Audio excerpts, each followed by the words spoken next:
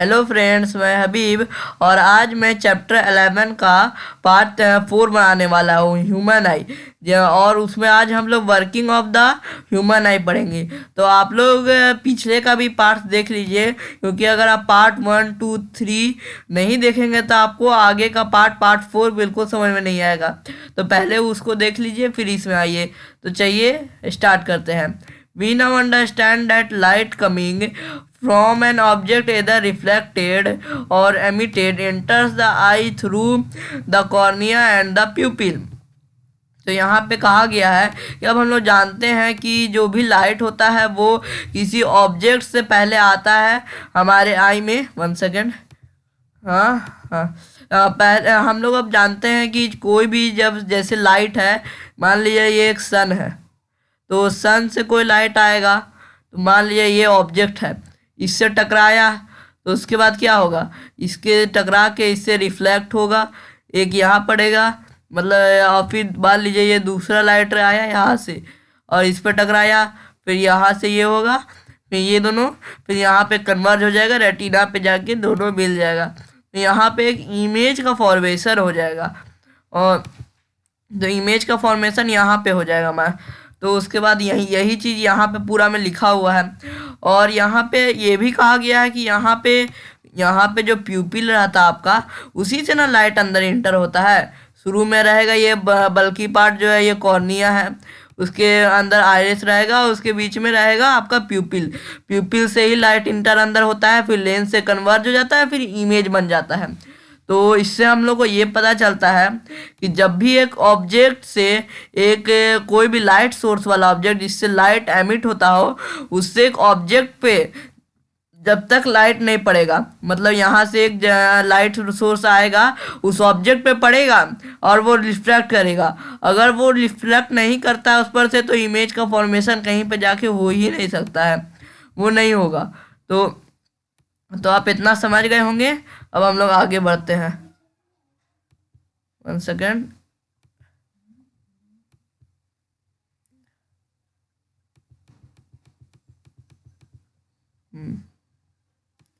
अब है the light sensitive cells of the retina are activated when light falls on them, they then generate electrical signals.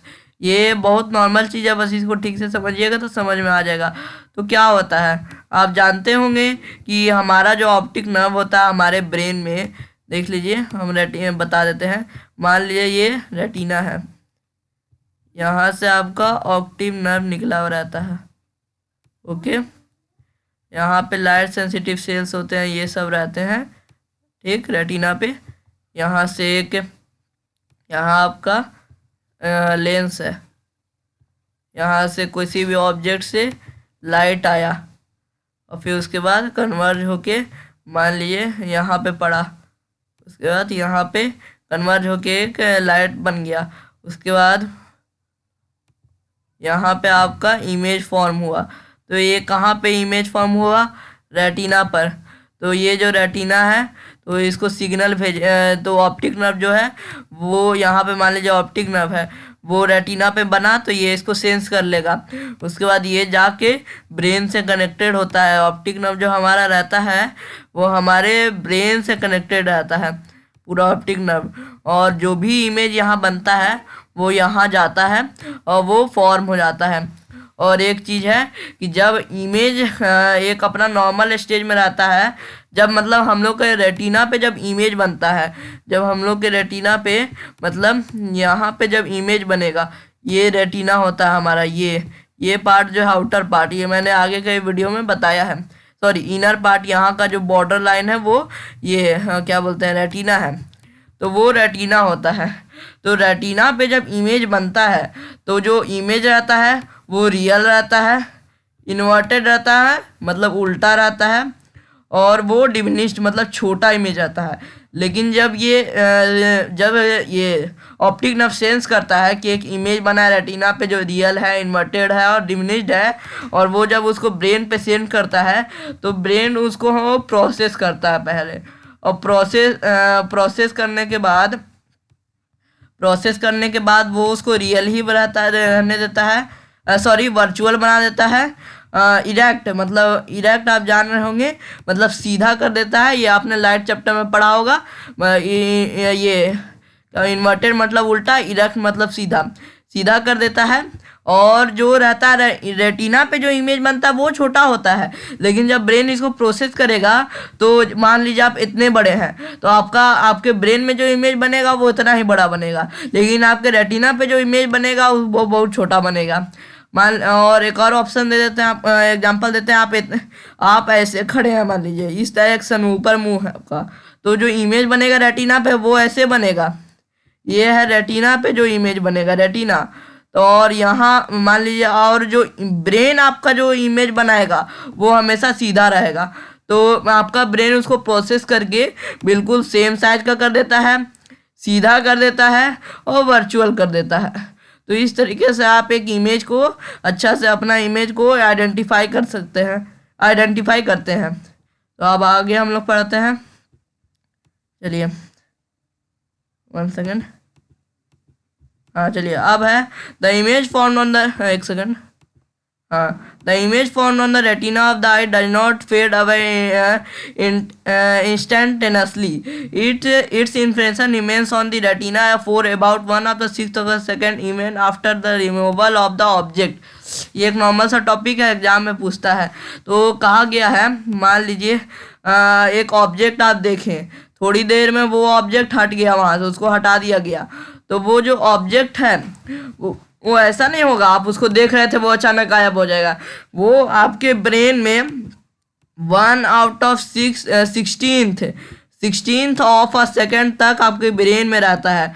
1/16th of 1 second, 1/16 second के time तक, इतने कम time तक आपके brain में वो रहता है। आगे बढ़े, this brief continuance of the sensation of vision is called persistence of vision.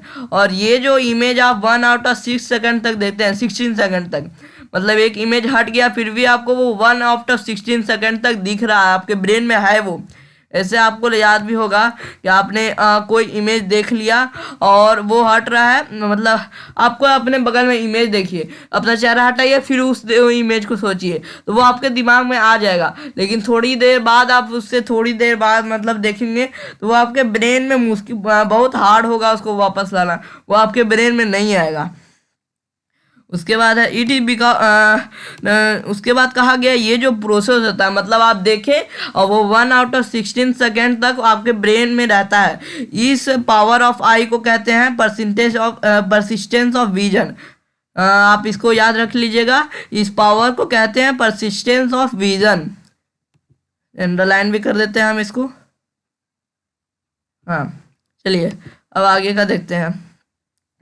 आगे क्या लिखा है, It is because of this persistence of vision that when still image of a moving object are flashed on the eye the rate of faster than 16 times per second, the eye perceives this object as moving.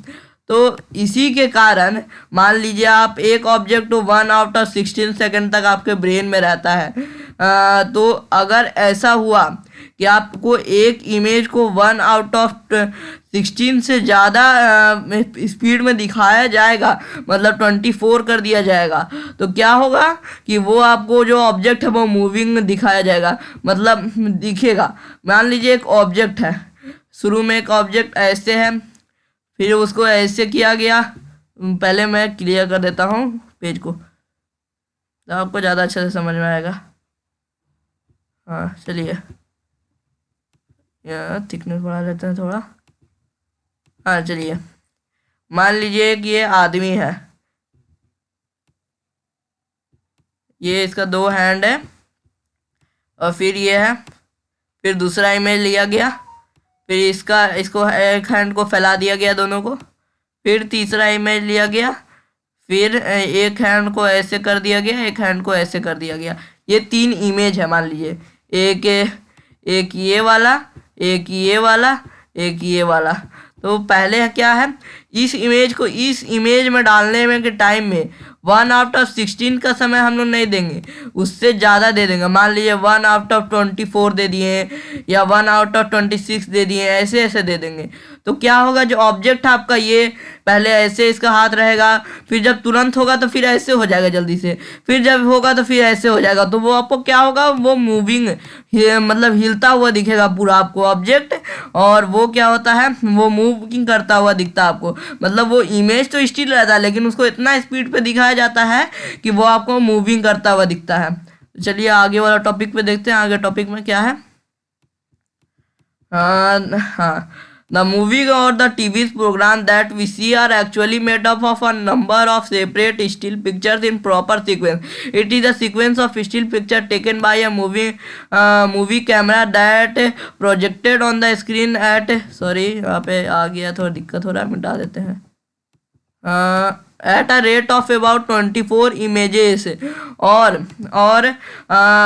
or more per second. The successive impression of the image on the eye retina appear to blend or merge smoothly into one another. We therefore see a picture. We make use of the principle in cinematography of motion picture projector.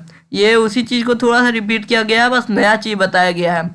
यहाँ पे बताया गया है जब 24 images, मतलब एक नहीं दो नहीं 24 इमेजेस जब आपको एक साथ एक सेकंड में दिखाया जाता है, मतलब एक सेकंड में आपको 24 इमेज दिखाया जा रहा है, तो वो ऑब्जेक्ट एक ऑब्जेक्ट है ये ऐसे, फिर एक सेकंड बाद ऐसे, एक ही सेकंड में इतना, मतलब पहले ये आया, एक ये आया, 24 इमेजेस आया एक ही सेकंड में, 24 इमेजेस आपको दिख गया। तो क्या होगा, ये से ये आपको मूविंग करता हुआ दिखेगा। मतलब शुरू में ऐसे होगा, ये धीरे धीरे ऐसे करके शेप बन जाएगा, ये आपको फिर ऐसे करके ऐसे बन जाएगा, ये आपको मूव करता हुआ दिखेगा, इस तरीके से होगा। तो इसीलिए, और इसका जो यूज़ होता है ये सिनेमेटोग्राफी, मतलब जब आप कोई मूवी बनाते हैं तो मूवी में ये तो बहुत मुश्किल है कि हर एक्शन को रिकॉर्ड करना, तो फ़ोटो खींच लिया जाता है, उसके बाद एक कैमरा के हेल्प से, ऐसे कुछ कैमरा होते हैं जिसमें ऐसा फीचर होता है, तो वो कैमरा के हेल्प से क्या करते हैं कि एक इमेज को 24 इमेजेस को एक सेकंड में बार बार दिखाते हैं। मतलब देखिए एक सेकंड में 24 इमेजेस आपको दिखा देता है, वो भी सब अलग अलग। तो वो 24 इमेजेस हर अलग अलग है, जो ऐसे है कोई ऐसे है, तो ये पहले आपको ऐसे से ऐसे होते हुए मूव करते हुए दिखेगा। तो इसी को कहते हैं सिनेमेटोग्राफ, और ये जो है इसको कहते हैं परसिस्टेंस ऑफ विजन, और इसका जो यूज़ होता है सिनेमेटोग्राफी में होता है। तो अब आगे का देखते हैं हम लोग, इसको सिनेमा में बनाने में ये सब में यूज़ होता है। तो आज के लिए फिर इतना ही। आज एक टॉपिक हम लोगों ने ख़त्म कर दिया जिसका नाम था वर्किंग ऑफ द ह्यूमन आई। अब अगले टॉपिक में हम लोग देखेंगे, अगले टॉपिक में है रेंज ऑफ विज़न। तो आगे हम लोग अगले वीडियो में ये वीडियो लाएंगे। तो अभी के लिए बाय। मेरे चैनल को लाइक सब्सक्राइब करिएगा। Thank you.